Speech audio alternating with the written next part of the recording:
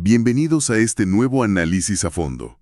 Hoy tenemos sobre la mesa un documento que, francamente, es una obra maestra.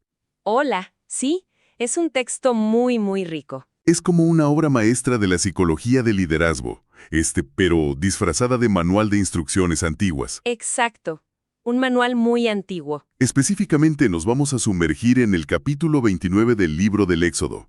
que en la tradición hebrea corresponde a la Parashat Tetzaveh. En su cuarta alia, así es. Y para quienes ya conocen el texto, saben que este es el protocolo hiperdetallado. Casi quirúrgico, digamos. Totalmente, quirúrgico. Es el protocolo para la consagración de Aarón y sus hijos como Coanim. Los sacerdotes del antiguo tabernáculo. Un texto que lleva estudiándose milenios. Y hoy vamos a rascar las capas de sus comentarios clásicos. Pero antes de entrar de lleno en la materia, creo que es vital establecer nuestra brújula metodológica para quienes nos escuchan. Claro, súper importante, aclarar eso. Al tratar con textos religiosos de esta magnitud, que sostienen un peso histórico y cultural inmenso, nuestro objetivo aquí no es tomar una postura teológica. Definitivamente no. No estamos aquí para validar ni debatir sistemas de creencias. Nuestra labor es puramente analítica. Vamos a reportar de manera imparcial. Exacto, reportar lo que dicen las fuentes originales, la Torá misma, y los análisis de gigantes intelectuales de la antigüedad, Como Rashi. como Rashi o las traducciones de Ónkelos. Queremos explorar la riqueza literaria y psicológica que encierran estas palabras. Totalmente de acuerdo. Esa es la línea que vamos a mantener. Entonces, ¿vamos a desempacar esto? Estoy lista. La misión de nuestro análisis hoy es entender el nivel de detalle, que raya en lo obsesivo, y el profundo simbolismo detrás de asumir un rol de máxima responsabilidad. Porque no era simplemente ponerles una túnica bonita y ya. Claro, no era decirles, listo, ya están a cargo. Había un proceso de transformación cognitiva brutal. Y física también. Sí. Y en los comentarios de este ritual nos vamos a topar con cosas fascinantes. Desde geometría basada en el alfabeto griego, Hasta palabras perdidas en francés antiguo y una confrontación directísima con el trauma del becerro de oro. es que es un texto donde verdaderamente no sobra ni una coma. Todo está medido. Todo el proceso está meticulosamente diseñado para que el individuo sufra una ruptura con su cotidianidad. Tiene que haber un antes y un después. Quien pasa por este ritual debe ser plenamente consciente de la monumentalidad de su nuevo rol público. Y todo arranca con lo que podríamos llamar, un poco en broma, los carbohidratos de la consagración. Me gusta ese término. Es que el texto abre con una lista de insumos muy específica que Moisés debe llevar. Pide un novillo, Un novillo, 2 carneros sin ningún defecto y 3 tipos de pan sin levadura. las famosas matzot. Exacto. Sabemos que el pan ácimo es clave en estos rituales, pero cuando uno lee a los comentaristas, te das cuenta de que el nivel de exigencia culinaria es una locura. No es nada más agarrar masa y meterla al fuego. Para nada. El nivel de detalle es asombroso. Cuando revisamos los textos de Rashi, vemos que desmenuza la técnica de cada pan. No son 3 panes iguales con formas distintas. El primero es un pan ácimo escaldado. O sea, hervido. Sí, la masa primero se hierve en agua, luego se hornea un poco y finalmente se fríe en aceite. ¡Wow! Un proceso de 3 pasos térmicos. Así es. El segundo tipo son hogazas que se mezclaban con aceite mientras la harina todavía estaba cruda. Ok, entonces hervido, crudo con aceite y nos falta uno. Y el tercer tipo son unas obleas muy delgadas que se horneaban primero en seco y solo después de salir del horno se les untaba el aceite. A ver, detengámonos ahí un momento, porque con esas terceras obleas hay un detalle en los textos que me dejó pensando. Ah, ya sé a qué vas. Según los sabios del Talmud, ese aceite no se untaba con una brocha así nada más. Dicen que se esparcía sobre la oblea formando la letra griega Ji. Exactamente, que visualmente es como una X mayúscula o una cruz diagonal. Ajá. Y aquí tengo que cuestionar esto. Estamos hablando de un ritual de tribus semíticas en el desierto del Medio Oriente antiguo. Claro, la época del Éxodo. ¿De dónde sale una letra griega en medio de todo esto? Suena a un anacronismo enorme. Lo fascinante aquí es cómo interactúan las épocas en el estudio de un texto. Tienes toda la razón en dudarlo. ¿Por qué no usaban el alfabeto griego en ese entonces? Cronológicamente no. Pero los sabios del Talmud que están discutiendo y documentando los detalles exactos de cómo se hacía esto, vivían en un mundo fuertemente helenizado. Claro, su contexto ya era otro. El griego era la lengua franca cultural y visual de su época. Así que utilizan la letra Ji como una referencia visual perfecta. Una analogía geométrica. Una analogía que sus estudiantes contemporáneos iban a entender de inmediato. Tiene mucho sentido. Es como si hoy usáramos una forma de T o de H para explicar algo antiguo. Exacto. Pero el trasfondo de este nivel de detalle culinario y geométrico va mucho más allá de la anécdota histórica. ¿A qué te refieres? ¿Por qué tanta insistencia en la forma exacta de untar aceite en una galleta? Porque establece un tono de precisión absoluta. Quienes estudian esto entienden que, en el ámbito del servicio público y lo sagrado, no hay lugar para la improvisación descuidada. Todo tiene que ser intencional. Este rigor externo, físico, es un método antiguo para construir disciplina mental. Es como un entrenamiento. Si el sacerdote tiene que prestar tanta atención a la temperatura del agua, al momento exacto de poner el aceite y a la geometría de cómo lo unta en un simple pan, Esa mente se está entrenando. se está entrenando para prestar la misma atención milimétrica a los asuntos de justicia y a las necesidades de la comunidad. Órale. Es una pedagogía a través de la acción física. Entrenar el cuerpo para enfocar la mente. Totalmente. Y esa misma lógica física nos lleva a la siguiente fase del texto, el lavado y el guardarropa sagrado. Una fase crucial. El manual indica que Aarón y sus hijos son llevados a la entrada del tabernáculo para ser lavados. Y asumiendo que la audiencia ya conoce el concepto de la mikvé, sabemos que esto no es un tema de higiene personal básica. Para nada. No es simplemente quitarse la tierra del desierto. Por supuesto. Los comentaristas enfatizan que esta inmersión total en aguas vivas es un cambio de estatus civil y ontológico. Un renacimiento, casi. Al sumergirse completamente, sin barreras entre el cuerpo y el agua, la persona genera un corte abrupto. Entra al agua como un civil, con su historia personal, y emerge como una entidad dedicada por completo al servicio de la nación. Es la frontera más clara que existe entre el antes y el después. Es un límite físico y espiritual. Y justo en ese después, saliendo del agua, viene el momento de vestirlos. El guardarropa sagrado. El texto enumera las capas de la ropa del sumo sacerdote. La túnica, el manto, encima el efod, Que es este delantal ornamental complejísimo. luego el pectoral con las piedras, el turbante y finalmente la diadema o corona sagrada, el sitz de oro puro. Y aquí es donde se pone muy interesante. Sí, porque si rascamos la superficie del texto bíblico y nos metemos a los tratados talmúdicos y a Rashi, descubrimos que este atuendo era una obra de ingeniería ergonómica brutal. Es un guardarropa que literalmente refleja el peso de la responsabilidad. No era ropa cómoda para relajarse. Requería una postura perfecta. Exacto. Pero además, el diseño ocultaba secretos funcionales. Como el tema de las mangas. Sí, los comentarios explican que las mangas de la túnica no podían ser ni muy apretadas ni muy sueltas, Tenían que tener la amplitud milimétricamente exacta. para permitir que el sacerdote se pudiera colocar los tefilín, las filacterias, en el brazo izquierdo, Por debajo de la ropa sagrada. sin que hicieran bulto y sin que le impidieran el movimiento para los sacrificios. Es una maravilla de diseño. Y la precisión de la ingeniería textil continuaba en la cabeza. Los sabios afirman que el espacio entre el turbante de lino y la corona de oro en la frente no era aleatorio. Estaba calculado. Calculado para dejar exactamente el lugar necesario para que el sumo sacerdote pudiera colocarse ahí el tefilín de la cabeza. Todo tenía que encajar a la perfección. Ningún mandamiento quedaba anulado por el atuendo de lujo. Coexistían. Y hay un dato visual en los textos que me parece bellísimo. ¿Cuál? Debajo de ese turbante imponente, debajo de todo el oro y el lino sino, el sumo sacerdote llevaba una sencilla quipá de color azul celeste pegada al cráneo. Es una imagen poderosísima. ¿Sí? Por fuera, la comunidad ve la majestuosidad, el oro, las piedras preciosas, el poder del cargo. Pero en su fuero interno, justo sobre su cabeza, él siente un trozo de tela azul. Que según los sabios representa el cielo. Es un recordatorio constante y táctil de la humildad, de que por más alto que sea su rango frente a la gente, hay algo infinitamente superior por encima de él. Es diseño de vestuario funcionando como diseño psicológico. Exactamente.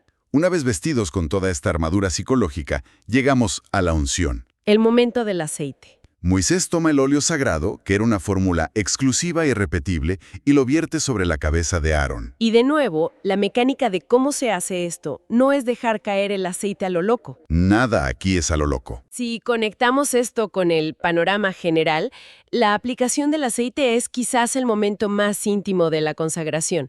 Tratados como Keritot explican el método. ¿Cómo era exactamente? El aceite se vertía primero en la parte superior delantera de la cabeza. Luego se colocaban unas gotas justo entre las cejas del sacerdote. Ok, arriba y en el entrecejo. Finalmente, quien ungía deslizaba su dedo para unir ambos puntos. Y de nuevo, regresando a nuestro debate geométrico, los sabios describen que esa línea formaba la letra griega Ji en la frente. Otra vez la X marcando unas coordenadas. Pero, ¿cuál es el significado de unir la parte alta de la frente con el entrecejo? El simbolismo es profundamente cognitivo. Es un mandato para el nuevo líder. A ver, La intención de unir la parte superior de la cabeza con el espacio entre los ojos es una metáfora para lograr la integración del intelecto y la percepción. intelecto y observación. Pide que el ungido logre alinear su raciocinio, su capacidad analítica, con la visión empírica de sus ojos. O sea, trabajando en sincronía. Actuar con criterio intelectual, pero sin perder de vista la realidad cruda de lo que está pasando frente a sus ojos en el mundo real. Es el antídoto contra el líder que se encierra en una torre de marfil teórica y deja de ver a su gente. ¡Qué fuerte!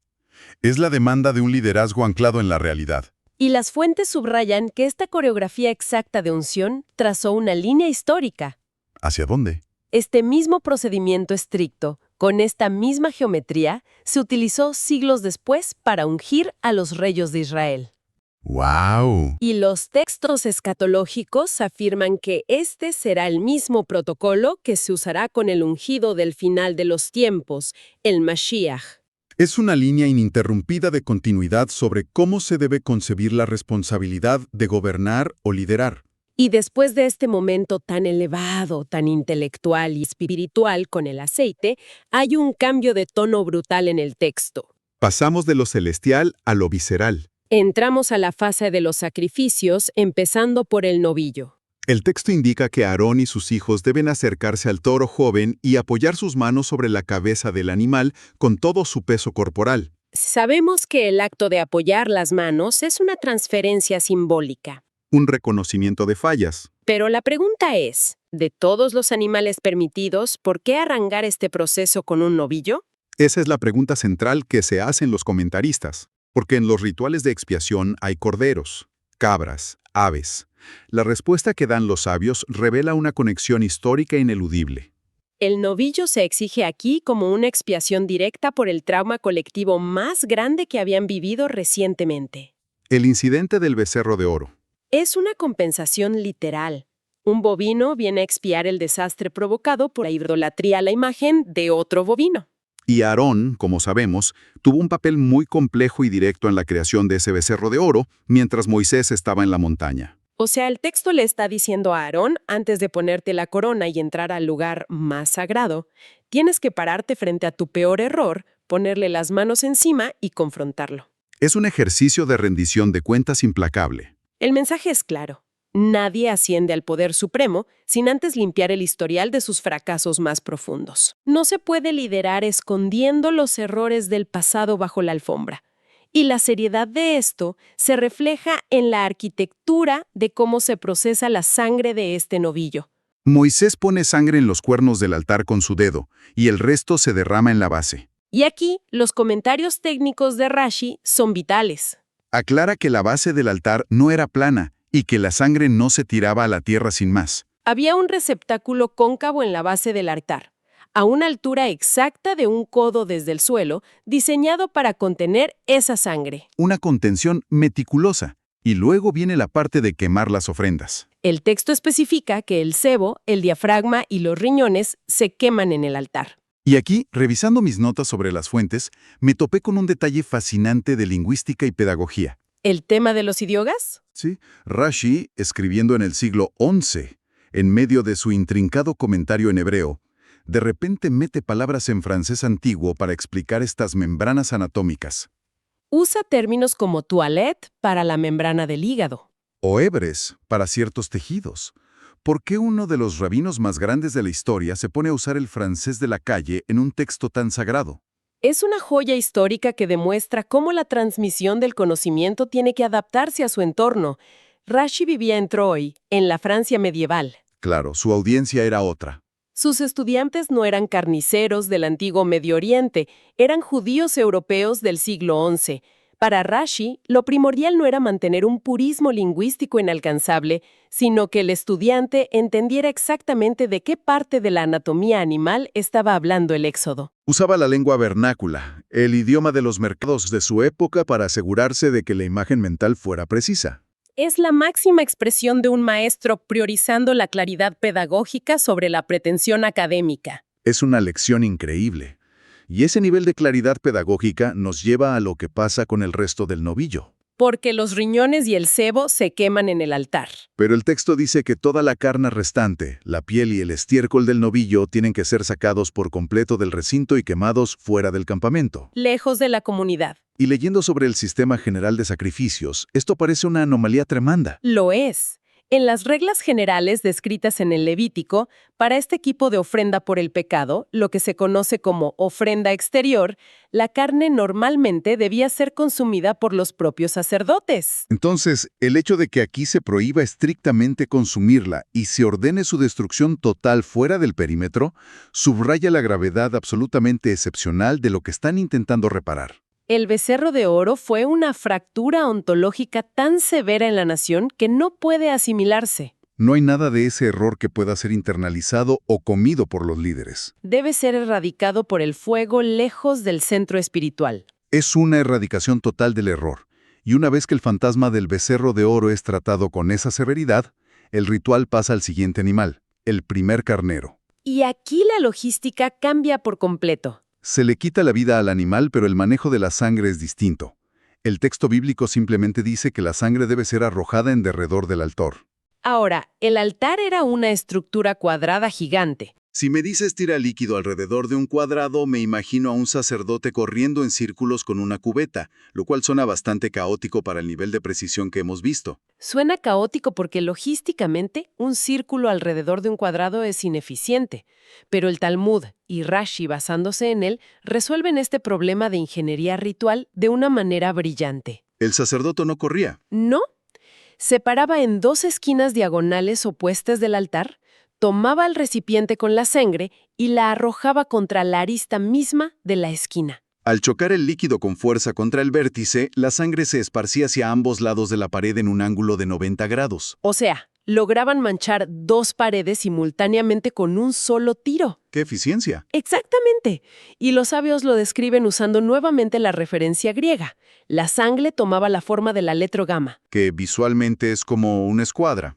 Haciendo esto solo 2 veces, en 2 esquinas opuestas, lograban cumplir el mandamiento de cubrir los 4 lados del altar.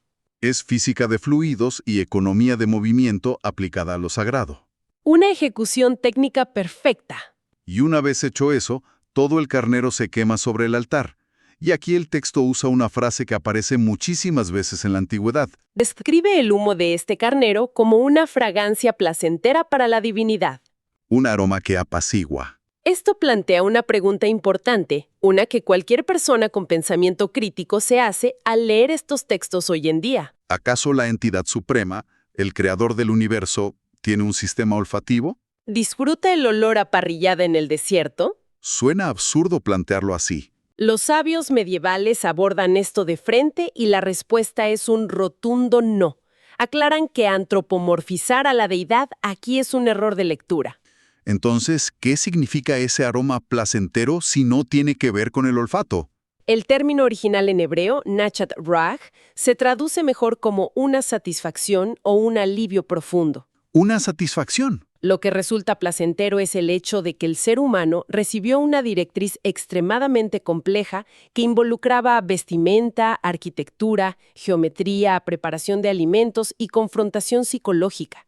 Y decidió alinear su voluntad para ejecutarla a la perfección. La satisfacción radica en la obediencia consciente y en la sintonía entre quien da la instrucción y quien la ejecuta. Ese alineamiento de voluntades es la verdadera fragancia. Es el placer profundo de ver que un alumno entendió la tarea en toda su complejidad y la llevó a cabo sin atajos. Entonces, ¿qué significa todo esto para quienes nos escuchan hoy? Si nos alejamos un poco de los detalles de la sangre, del aceite y del lino, Y vemos el panorama completo de este capítulo 29, queda clarísimo que no estamos leyendo solo un manual operativo del mundo antiguo. estamos viendo un tratado magistral sobre la metamorfosis humana. Es un mapa sobre cómo construir a un servidor público. Te enseña que para asumir un peso monumental sobre tus hombros necesitas anclajes físicos. La inmersión en el agua para cortar con tu pasado egoísta. El peso de la ropa calculada al milímetro para nunca olvidar tu postura ética. El aceite en la frente obligándote a conectar tu inteligencia de escritorio con la realidad de las calles. Y sobre todo, la obligación de mirar tus peores errores a los ojos, como con el novillo, antes de atreverte a juzgar a otros. Es un nivel de exigencia impresionante. Cerrar este espacio me gustaría proponer una reflexión que va más allá de la historia, basándonos en la lingüística misma de la Torá. A ver, compártenos eso. A lo largo de todo este capítulo, el verbo hebreo que se utiliza repetidamente para describir esta consagración o investidura sacerdotal es miluim. Miluim. Y si traducimos miluim de manera literal, no significa coronar ni santificar. Significa literalmente un llenado de manos. Decían, sus manos fueron llenadas. ¡Qué imagen tan potente! Hoy vivimos en una época paradójica. Tenemos acceso infinito a datos, herramientas y tecnología. Pero frente a las crisis de nuestro entorno, muchas veces sentimos que nos enfrentamos al mundo con las manos vacías. Sentimos que no tenemos lo necesario. La sabiduría de este texto antiguo nos sugiere que asumir una vocación real, sea cual sea nuestro campo de impacto, exige un proceso riguroso para llenarnos las manos. Requiere preparación, confrontación de nuestros errores y alinear nuestro intelecto con nuestra visión. Así que la pregunta que este texto antiguo nos lanza a través de los milenios es, si el verdadero liderazgo requiere un llenado de manos, ¿con qué estamos llenando nuestras propias manos todos los días antes de salir a intentar arreglar el pedacito de mundo que nos toca? ¿Con qué estamos llenando nuestras manos? Es una imagen que se queda contigo mucho tiempo después de cerrar el libro. Sin duda. Con esa reflexión cerramos nuestro análisis a fondo de hoy. Ha sido un viaje espectacular por la mente de los antiguos comentaristas y la arquitectura de la responsabilidad humana. Ha sido fascinante recorrer esto. A quienes nos acompañan, la invitación es a que sigan buscando las fuentes, sigan cuestionando lo que leen y no dejen de explorar. Hasta la próxima.